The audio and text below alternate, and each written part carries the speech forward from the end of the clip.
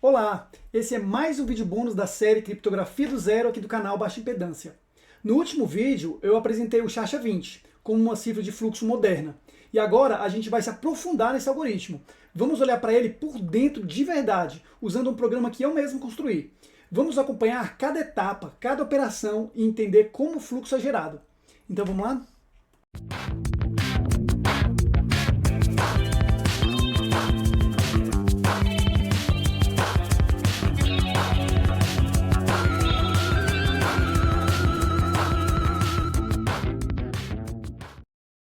Esse programa aqui eu fiz para mostrar o SHA-20 por dentro, para a gente poder ver cada detalhe interno dele.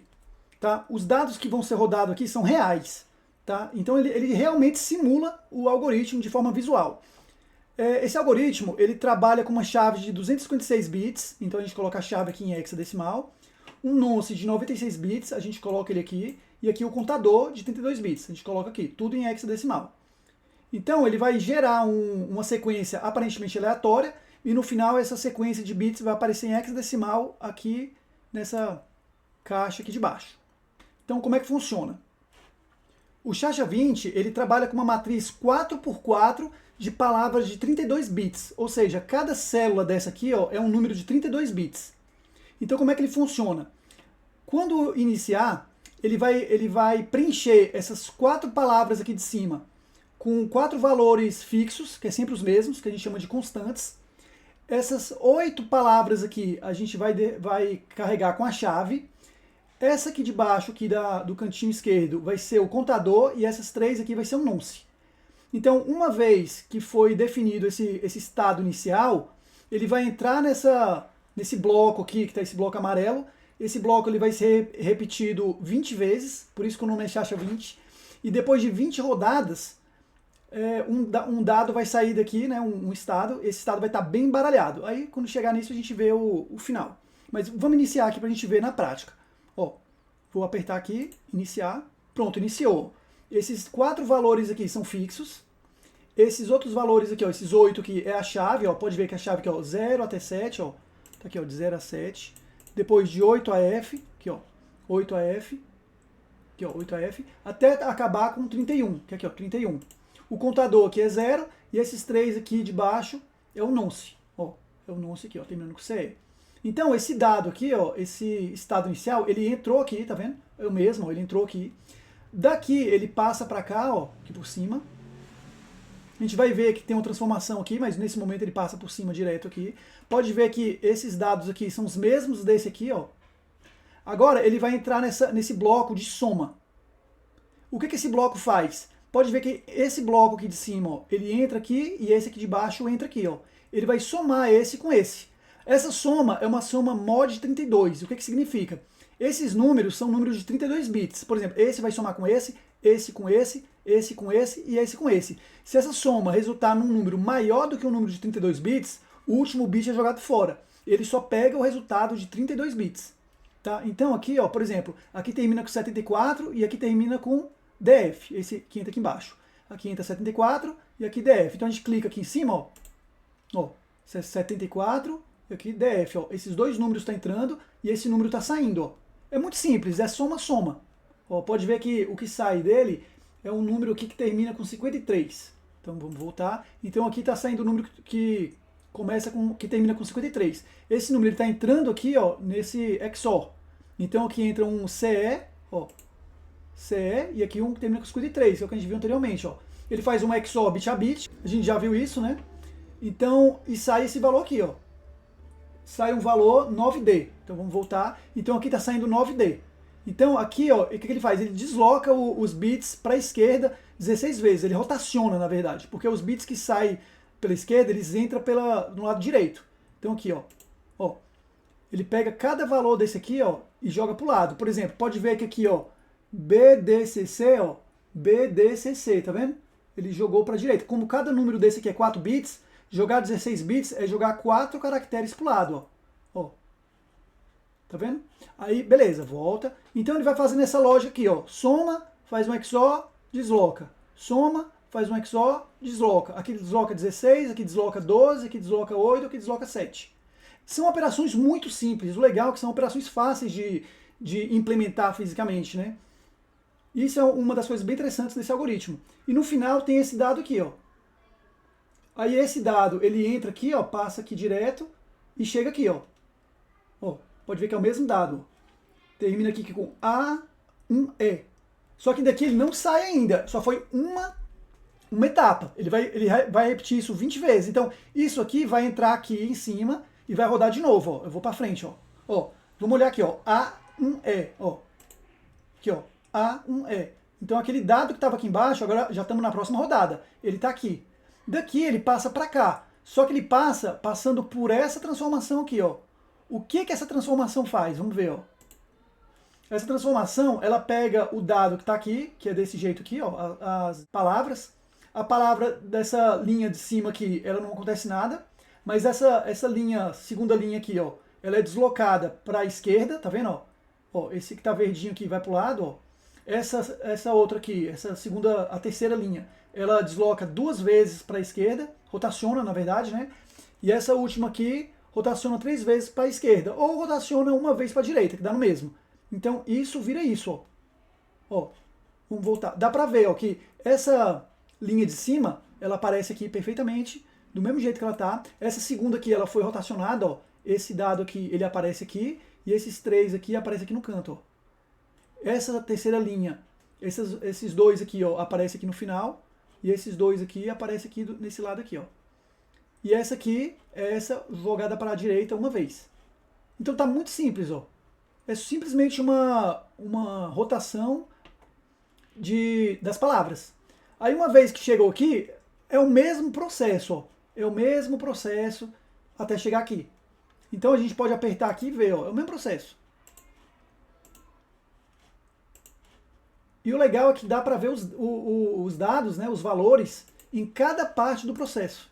Ó, em cada parte do processo a gente consegue ver os valores. Aí uma vez que ele chegou aqui, ele sofreu aquela rotação, né, as palavras. Aqui ele vai receber a rotação inversa. Ó, eu vou clicar aqui, ó. Tá vendo que ele tá passando aqui por baixo, ó? Ó. Aqui, ó. Ele tá assim, aí ele inverte.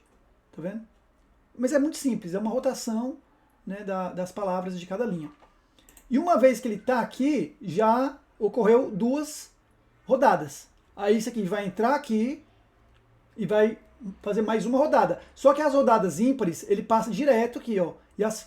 Aliás, as pares passa direto. E nas ímpares, ele passa aqui por baixo, né? Se a gente considerar a primeira como sendo estado 0. Então vamos lá, ó.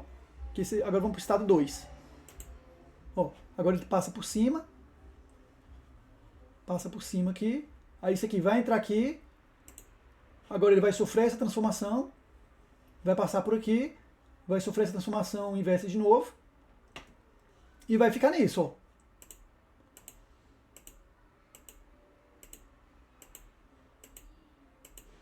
Até completar 20 vezes.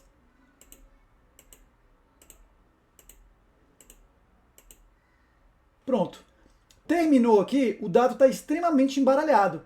Só que a gente vai ver que se eu pegar esse dado aqui e jogar para fora, isso é muito prejudicial, porque vai aparecer uma vulnerabilidade que tornaria esse algoritmo totalmente ineficaz. Então, para resolver isso, a gente vai ver o que ele faz. Ó.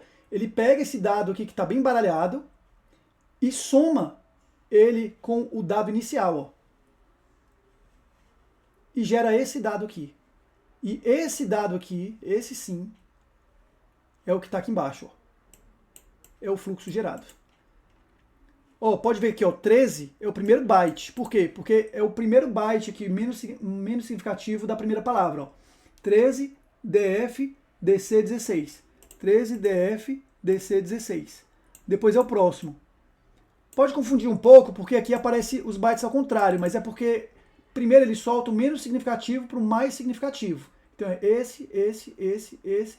Aí vem a segunda linha, terceira linha e quarta linha. E o contador incrementou. Então agora vai começar tudo de novo, só que o contador igual a 1. Então, como em vez de aqui começar com 0, aqui vai começar com 1, vai gerar um outro valor totalmente diferente. Entendeu? Ó, vamos iniciar. Ó, 1 aqui, tá vendo? Agora iniciou. E vai, ó. A gente vê todo o processo. Ó, que legal. E pode ver, cada vez que dá uma rodada, essa chave aqui, ela faz passar direto, depois ela faz passar pela essa transformação. Passa direto pela transformação. Tá bem visual. Pronto, chegou no final, tem esse valor aqui, ele faz uma soma palavra por palavra aqui, e essa saída aqui é jogada para fora no gerador de fluxo. Agora, se a gente fizer de novo, o contador vai começar com o número 2. E depois com o número 3, com o número 4, com o número 5, até o final. Certo? Eu espero que isso tenha entendido bem o funcionamento interno do Chacha 20, que agora a gente vai analisar, agora que a gente entendeu o que ele faz, a gente vai analisar algumas características dele. Um jeito legal de entender o Chacha 20 é assim, ó. As 20 rodadas formam uma função que embaralha completamente o estado, usando apenas soma mod 2 a 32, XOR e rotações. É o que a gente chama de construção ARX. São operações simples, rápidas e eficientes em software e, ao mesmo tempo, muito boas para espalhar informação. E 20 rodadas são consideradas suficientes com base na análise criptográfica atual. Como essas operações elas são reversíveis, então esse miolo do algoritmo, ele por si só é como uma permutação. Cada estado de entrada leva a um único estado de saída. E isso é ótimo para o processo de difusão. Por quê? Porque evita colisões e garante consistência estrutural. Entenda por colisões quando dois estados iniciais diferentes geram o mesmo estado final. A função ser reversível garante que isso não aconteça.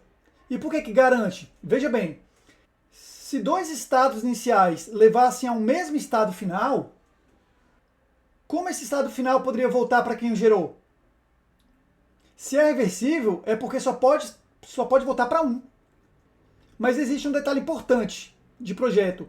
Se a saída fosse simplesmente o estado depois das 20 rodadas, esse valor ele seria invertível. Isso significa que a partir do fluxo gerado na saída, daria para rodar o algoritmo ao contrário e recuperar o estado inicial, incluindo a chave. É por isso que no final do Chacha 20 faz aquela etapa extra. Ela combina o estado final com o estado inicial, palavra por palavra, antes de jogar o bloco para fora. Então a gente tem aqui o estado inicial, né? Ele passa por aquela função de 20 rodadas e forma esse estado aqui após 20 rodadas. Então, esse estado aqui, ó, se ele fosse jogado para fora, daria para rodar ele ao contrário e voltar para o estado inicial que contém a chave. Só que agora veja, com essa etapa extra, ele pega esse dado aqui, soma com esse estado inicial e joga esse para fora. Então, eu tendo esse dado aqui, ó, para eu calcular o estado inicial, eu teria que ter o próprio estado inicial. Então, essa ideia de pegar o estado final após os 20 rounds e somar com o estado inicial para poder gerar o estado de saída é simples, eficiente e elegante. E para finalizar, podemos ver que o Chacha 20 utiliza um contador de 32 bits e um nonce de 96 bits. Com isso, o que podemos concluir? Bem, um contador de 32 bits é capaz de gerar, sem começar a se repetir, um fluxo de 2 elevado a 32 blocos de dados, sendo que isso dá 2 elevado a 32 vezes 64 bytes. Porque cada bloco tem 64 bytes.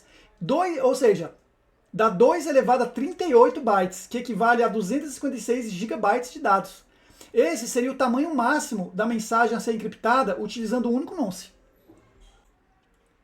E um nonce de 96 bits daria para utilizar a chave 2 elevado a 96 vezes se fosse feito um controle incremental. Mas como a gente viu no último vídeo, isso pode ser um grande problema, sendo muitas vezes mais interessante utilizar valores aleatórios. Sendo assim, a quantidade de vezes que se poderia utilizar uma chave cairia para algo em torno de 2 elevado a 48, dependendo do nível de segurança estatístico desejada, o que ainda é uma quantidade enorme. Daria mais ou menos 281 trilhões de utilização do algoritmo com a mesma chave.